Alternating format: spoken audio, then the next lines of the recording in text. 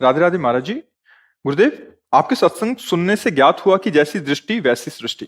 महाराज जी, मेरा प्रश्न यह है कि मैं अपने आप से बहुत परेशान हूँ, विकारों से भरी हुई हूँ। महाराज जी, मेरा हर किसी के प्रति दोष दर्शन हो जाता है और फिर द्वेष भाव आप ही बनने नहीं लगता है। परेशान, पूरा विश्व परेशान है। अपने से ही परेशान है। मनी राम परेशान किए, सबको नहीं परेशान किए, मन है। और आप ही विकार से थोड़ी, पूरा विश्व विकार में है। जो भगवान का आश्रय लेकर गुरु भगवान की आज्ञा से भजन करते हैं, और जितना भजन करते हैं उतने निर्विकार होते हैं।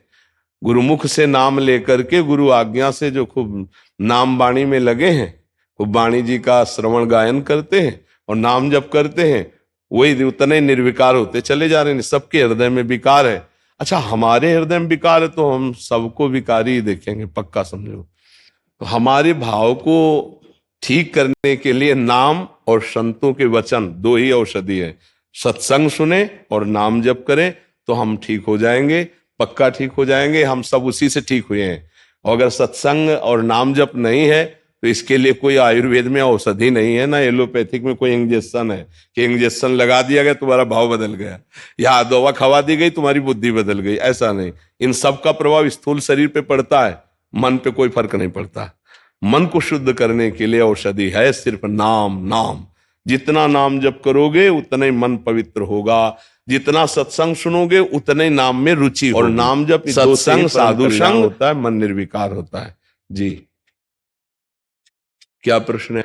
महाराज जी, हर किसी के प्रति दोष दर्शन हो जाता है और फिर द्वेष भाव बनने लगता है। महाराज जी, मैं खुद को रोकने की बहुत कोशिश करती हूँ, पर सभी में भगवत भाव करने का भी प्रयत्न करती हूँ, लेकिन हार जाती हूँ। हाँ। हे गुरुदेव, जैसे कि आप कहते हैं कि गुरु बल से सभी विकारों पर जीत हासिल हो सकती है, आपकी इस बच्ची पर अपनी कृपा बल। आप ये मत सोचे जैसे चित्रों में नहीं बना होता कि ऐसे संत के हाथ से निकला तेज और खोपड़ी में चला गया, ऐसे नहीं बना होता फोटो में या फिल्मों में दिखाते हैं ऐसे किए। आ रहा है क्या तेज? नहीं, किसी के आ रहा है क्या?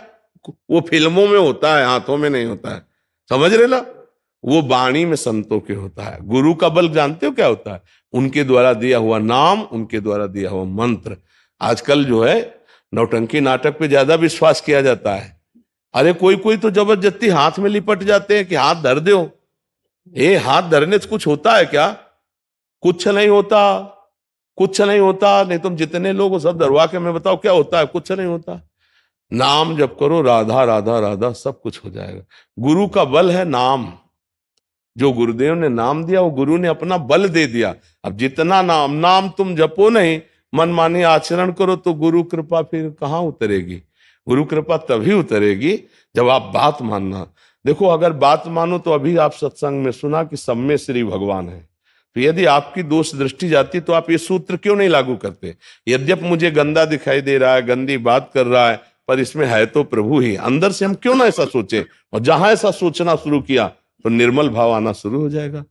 अब बात ना मानो तो फिर हम कह रहे हैं ना कोई इंजेक्शन है, ना कोई औषधि है, और ना कोई ऐसे वैसे है।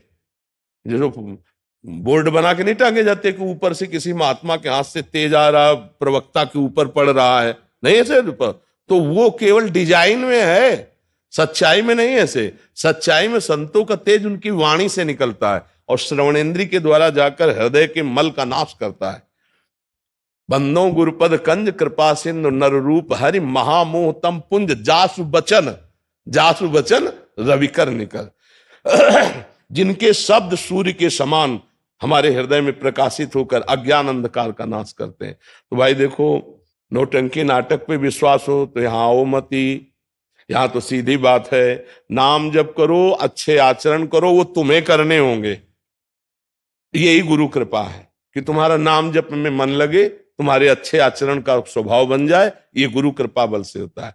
अब हम कह दें कि हमारे में तो बल नहीं है, तो आप बताओ, बुरा सोचने का बल है ना, तो अच्छा सोचने का बल क्यों नहीं है? बुरा बोलने का वाणी में बल है, तो अच्छा बोलने का क्यों नहीं है? गंदी जगह जाने का पैर में ताकत है, तो अच्छी जगह क्यों ना जाओ? अच्छा काम करने की हाथ में ताकत है, तो आप बुरा काम क्यों कर रहे हो? बस अब बुरे काम में तुम्हारा मन लग रहा है तो बुरा काम कर रहे हो, कह रहे हो अच्छे काम करने की ताकत नहीं। तो वही मन तुम्हें जब दंड देगा तब तुम्हें पता चलेगा। फिर अच्छे काम में अपने आप तुमको लगाना पड़ेगा। मन के विरुद्ध चलना होगा।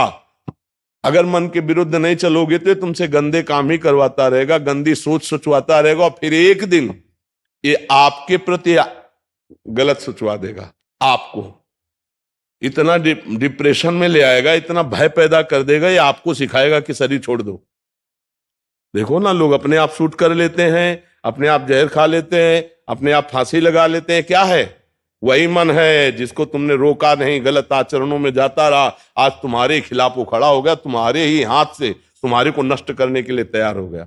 इसलिए अभी से उसको रोकना शुरू करो, सब में भगवत भाव करने की भावना करो। भले नहीं दिखाई दे रहे, लेकिन माना तो भोजन जल रहा है तो हम मानते हैं ना इसमें बिजली है, मानते हैं ना। ऐसे ही कोई व्यक्ति चल रहा है तो हम मानते हैं इसमें भगवान है, तभी तो चल रहा है। भगवान हट जाए तो कहां चलेगा? तो ये बुरा बोल रहा है, बुरा कर रहा है, लेकिन अंदर तो भगवान है ना। बस इतना स्वीकार करना शुरू कर दो तो आपका अध्यात्म जागृत हो जाएगा। हमारी बात मान लो, मानी संख्या से सवाल हल हो जाएगा। मानी संख्या सब में श्री भगवान है, ठीक हो जाओगे।